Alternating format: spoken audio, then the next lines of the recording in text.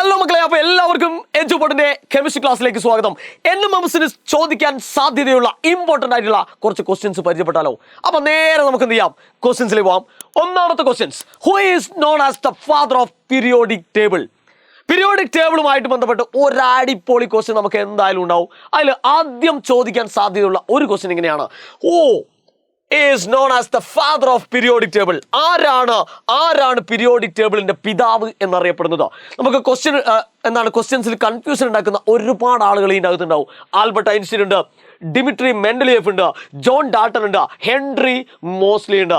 Father of periodic table എന്ന് പറഞ്ഞു കഴിഞ്ഞാൽ ഒരു കാരണവശാലും എൻ്റെ മക്കള് കൺഫ്യൂഷൻ ആവരുത്. ഫാദർ ഓഫ് പീരിയോഡിക് ടേബിൾ എന്ന് പറയുന്നത് ഒറ്റ ആളേ ഉള്ളൂ, ദാറ്റ് ഈസ് ഡിമിട്രി മെൻഡലിയേഫ്. മെൻഡലിയേഫിന്റെ പേരിലാണ് ഫാദർ ഓഫ് പീരിയോഡിക് ടേബിൾ എന്നറിയപ്പെടുന്നത്. ഓക്കെ, ഇനി ചിലപ്പോൾ ചോദിക്കും father of modern periodic table എന്ന് ചോദിച്ചു കഴിഞ്ഞാൽ കളി മാറി, കഥ മാറി. Father of modern periodic table, ശ്രദ്ധിക്കണേ മക്കളെ, father of modern periodic table അഥവാ ആധുനിക ആവർത്തന പട്ടികയുടെ പിതാവ് എന്ന് ചോദിച്ചു കഴിഞ്ഞാൽ, ആധുനിക ആവർത്തന പട്ടികയുടെ പിതാവ് എന്ന് ചോദിച്ചു കഴിഞ്ഞാൽ മറ്റൊരാളാണ്. പ്രത്യേകം ശ്രദ്ധിക്കുക, അതിൻ്റെ ഉത്തരവും ഇതിൻ്റെ അകത്ത് തന്നെയുണ്ട്. That is Henry Moseley. മോസ്ലിയാണ് എന്ത് ചെയ്യുന്നത്, ആധുനിക ആവർത്തന പട്ടികയുടെ അഥവാ മോഡേൺ പീരിയോഡിക് ടേബിളിന്റെ പിതാവ് എന്ന് മറന്നു വരുന്നത്. അപ്പോൾ ഒരൊറ്റ ചോദ്യത്തിന്റെ ഉള്ളിൽ നിന്നും രണ്ട് പ്രധാനപ്പെട്ട ചോദ്യങ്ങൾ മക്കൾ പഠിച്ചിട്ടുണ്ടാവും. അങ്ങനെയാണെങ്കിൽ നമുക്ക് അടുത്ത ക്വസ്റ്റ്യൻസിലേക്ക് പോവാം.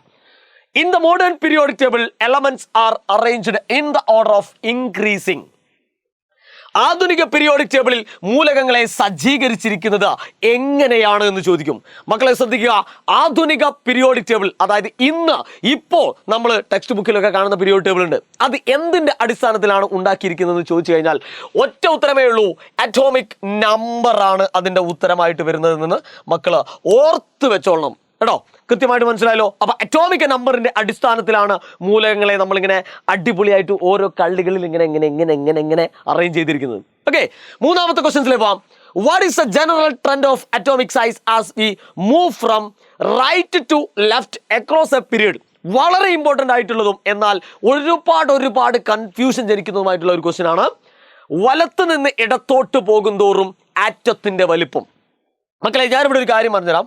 അതായത് ഇതാണ് ഒരു പീരിയോഡിക് ടേബിൾ, വളരെ സിമ്പിൾ ആയിട്ട് സാറ് പറഞ്ഞു കേട്ടോ. ഇതാണ് ഒരു പീരിയോഡിക് ടേബിൾ എന്ന് വിചാരിക്കാം.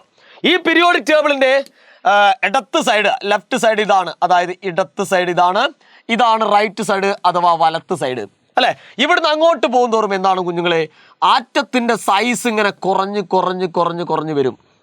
ഓക്കെ, ഇത് കൃത്യമായിട്ട് മനസ്സിലാക്കിക്കുക. അതായത് ഇവിടുന്ന് അങ്ങോട്ട് പോകും തോറും, അതായത് ഇപ്പൊ നിങ്ങൾ ഇങ്ങനെ നിന്ന് കഴിഞ്ഞാൽ നിങ്ങളുടെ ലെഫ്റ്റ് സൈഡ് ഇതാണ്, റൈറ്റ് സൈഡ് ഇതാണ്. അപ്പൊ ലെഫ്റ്റ് നിന്ന് റൈറ്റിലേക്ക് പോകും തോറും എന്താണ്, അതായത് ഇടത്ത് നിന്ന് വലത്തോട്ട് പോകും തോറും എന്താണ്, ആറ്റത്തിന്റെ സൈസ് ഇങ്ങനെ കുറഞ്ഞു വരികയാണ്. നമ്മളോട് ചോദിച്ചിരിക്കുന്ന ചോദ്യം നോക്കിയേ മക്കളെ, what is the general trend of atomic size as we move from right to left ആണ് അല്ലെ. വലത്ത് നിന്ന് ഇടത്തോട്ടാണ് എന്ന് പറഞ്ഞാൽ അവിടെ നിന്ന് ഇങ്ങോട്ടാണ് അല്ലെ. അതായത് ഏത് ഡയറക്ഷനാണ്, അവിടെ നിന്ന് ഇങ്ങോട്ടാണ്. ഓക്കെ, അവിടെ നിന്ന് ഇങ്ങോട്ട് വരുമ്പോൾ ആറ്റത്തിന്റെ സൈസ് എന്ത് ചെയ്യുന്നു മക്കളെ, ഇൻക്രീസ് ചെയ്യുന്നു, കൂടുന്നു. വളരെ ട്രിക്കി ആയിട്ടുള്ള ഒരു അടിപൊളി ക്വസ്റ്റ്യൻ ആണ്, മനസ്സിലാക്കി വെക്കുക. അതായത് പീരിയോഡിക് ടേബിളിന്റെ ലെഫ്റ്റ് അഥവാ ഇടത്ത് സൈഡിൽ നിന്ന് റൈറ്റ് അഥവാ വലത്ത് സൈഡിലേക്ക് പോകുന്തോറും ആറ്റത്തിന്റെ സൈസ് കുറയുന്നു എന്നങ്ങോട്ട് പഠിച്ചു വെക്കുക. അതിലൊരു മാറ്റം ഉണ്ടായിരുന്നു. ഈ ചിത്രം അതിനായിട്ട് നിങ്ങൾ ഓർത്ത് വെക്കുക. ഇങ്ങനെ ഒരു ചിത്രം ഇങ്ങനെ ഓർത്ത് വെക്കുക. Okay, and this is left and this is right. ഇത് ഇടത്ത്, അത് വലത്ത്.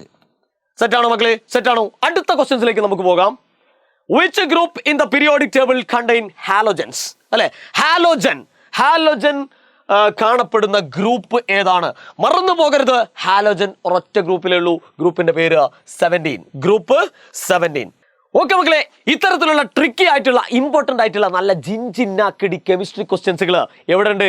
എജുപോർട്ടിന്റെ പക്കലുണ്ട്. അപ്പൊ എന്ത് ചെയ്യാ, എജുപോർട്ടിന്റെ ഇത്തരത്തിലുള്ള ക്ലാസ്സുകൾ കാണാനും അതേപോലെ തന്നെ നിങ്ങൾക്ക് ക്വസ്റ്റ്യൻ പ്രാക്ടീസ് ചെയ്തിട്ട് ഈ വർഷത്തെ NMMS ഏറ്റവും നല്ല മാർക്കോട് കൂടി വിജയിക്കാനും വേണ്ട എല്ലാ ഉപദേശങ്ങളും എല്ലാ ഗൈഡൻസുകളും നമ്മൾ തരുന്നുണ്ട്. അതിന് നിങ്ങൾ ചെയ്യേണ്ടത് ഇത്രമാത്രം, താഴെ ലിങ്ക് കൊടുത്തിട്ടുണ്ട്. കാത്തു നിൽക്കാതെ വേഗം തന്നെ എന്ത് ചെയ്യുക, ലിങ്ക് ക്ലിക്ക് ചെയ്യുക, ജോയിൻ ചെയ്യാം. വീണ്ടും കാണാം മക്കളെ, ഗുഡ് ബൈ.